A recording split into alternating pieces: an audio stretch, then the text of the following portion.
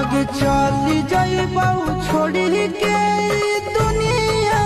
विदाई अपने हाथ कर लगे आगे सुनाया गावा हो भर की पटनावा में आके